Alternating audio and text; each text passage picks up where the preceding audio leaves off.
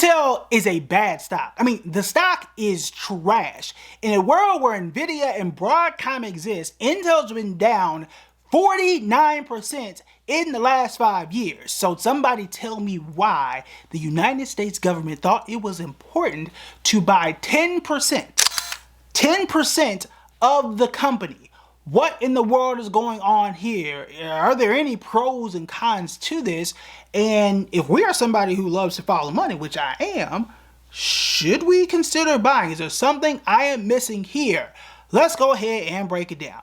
Now, as mentioned, I am someone who likes to follow the money. Okay, I like to see different viewpoints, whether I agree or disagree, and people will like to call me whatever they want in the comments. Now, for all of my criticisms of certain people, whether it's Elon or the president or whatever, and the president does have some bankruptcies and some felonies when it comes to business, he got some business credentials. And buying 10% of Intel, I have to look and say, all right, is there something you know that I don't know, especially when it comes to stock market? Because that's my purview. So let's look into it and see, is Intel actually worth buying? So first, it is a 10% stake in the company, about 433.3 if you want to be exact, but 433 million shares. They're non-voting shares, so they're not going to be able to get in there and make real decisions, but you own 10% of the company. All right, so your presence there is going to be felt in one way or another, even if it is just by a tweet. Now, the interesting thing with Intel, and I did own shares about a year and some change ago, and I didn't like it. We've all talked about that. My scars have healed. But the thing is, Intel's been so bad that it peaked at $75 a share when I was 10 years old. I am 35 now. Intel peaked when I was 10 years old. It ain't been back since. That is how bad Intel has been and how far they have fallen off the face of the earth. It's bad. Okay, so something needs to happen. I don't know if this is the answer to it. So here are the risks of doing this, and we'll start off with the risk and then end up on perhaps maybe some positives here. So the first one is this going to be a pressure campaign? So now that the U.S., I say we, it's taxpayer dollars, so there's that. So now that we own 10% of Intel, is this going to be somewhat of a power play to say, all right, well, now that we own Intel, every company or whatever, now you have to start to buy inferior chips. I don't know if that's the best thing. I think it is widely considered. Maybe it's Taiwan Semiconductor, maybe it's Nvidia. People who are definitely in the tech space, I know it ain't Intel. We all know it's not Intel, okay? But whether it's Nvidia, Taiwan Semiconductor, or whomever, what if now the U.S. government makes a policy and says, all right, everybody now needs to buy Nvidia chips. Everybody who buys Nvidia chips gets a 90% tax deduction or something like that. And that starts to slow down or hurt a lot of U.S. companies because Intel is not that good at what they do. That's an objective fact. They're not good at what they do. And because of how this administration has been with punishing certain industries or entire companies or even universities, what if you start to do that and kind of bully people into it? Now, that's a boss business move, true, but it's different if I'm holding Apple, if I'm holding Microsoft or something like that, and I'm minding my own business owning this company, and now you're pressuring me in that way. What if? Right, that is a risk. A bigger risk, though, is now that the U.S. government has a 10% stake in it, it now makes it somewhat of a foreign company risk to other companies. For example, remember the whole TikTok ban? I don't know where it is, but the risk and why they tried to ban TikTok, at least when it was politically convenient, is because it was a state-owned Chinese company, right? And the threat was the Chinese government could take the information and steal your data and all that kind of stuff.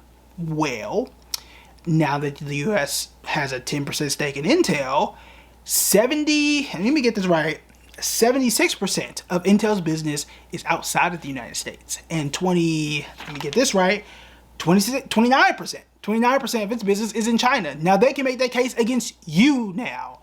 What if the EU and China and others say, hey, look, I don't know if I want my chips from you guys because maybe you are spying on us now.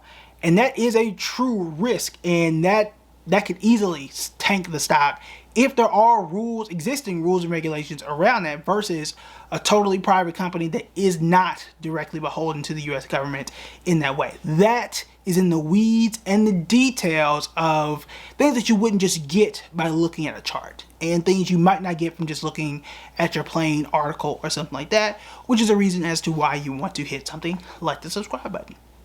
There you go. There's your opportunity to do so. Now, what are the potential pros? What are the pros here? Well, the pro is you now have some backing of the US government, if for nothing else, for the next 3 years or 4 years, however it is you want to count the years. But in either case, if you own 10% of something, where you're making this big of an investment, you would hope that there's going to be more investment in that space, right? And if I own a stock or if I own a business in this way, I'm going to continuously, at least I would think, I'm going to continuously spend, whether, I don't know if it's going to be, buying more stake in the company, but at least, pass more bills and kind of funnel money to that, assuming that that is legal in some way. I don't know the legality of that, but for example, this whole thing happened because of the CHIPS Act. I would assume like, hey, we own 10% of this company. It would make our stake more valuable if I can pass another bill that goes to chip manufacturers, and a part of that just so happens to go to Intel. Would be very beneficial, and I could sell that stake back for double the money and brag to the American people that we doubled our investment. That would be beneficial to me if I'm the current U.S. president or any U.S. president or any politician. That would be helpful to that party, that president, and also to investors who happen to buy Intel right now at what would seem to be a dirt cheap price compared to the last 5 years. Now the question now is, should you buy Intel? Would I buy Intel with my own money? There's a lot of reason to be hopeful for it, because again, I'm somebody who follows the money. You put US government money behind it, I like it. But to be honest with you, my answer is no. My answer is no because of this. I'm somebody who followed the CHIPS Act. We did videos about the CHIPS Act, and again, I followed the CHIPS money. That's kind of what brought us to Broadcom. Obviously, it brought us to NVIDIA. Did not bring us to Intel. Okay, well, actually did bring us to Intel, and we did make some money, and then it fell off a cliff. But in either case, you don't have any true power, right? It's non-voting shares. I don't see any other bills currently that's going to continue to support it. And then the biggest thing is, and this happens with a lot of big money versus little money, is the U.S. government doesn't have a true lifespan, right? It doesn't have a true retirement date. I do. You do, right? U.S. government has been here more than 20 years. I ain't gonna be here that long. Right, I don't know if I'd like to be actually, but they gonna outlive me, right?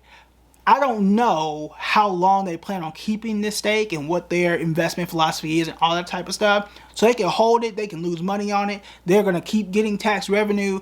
Like, what is the downside? They lost all their money. What's the downside for them if Intel were to continue to do the exact same thing it's been doing over the last 5 years?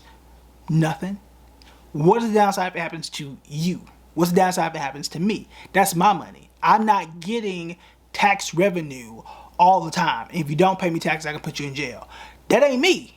That ain't me, right? If I lose my money, it's not coming back, right?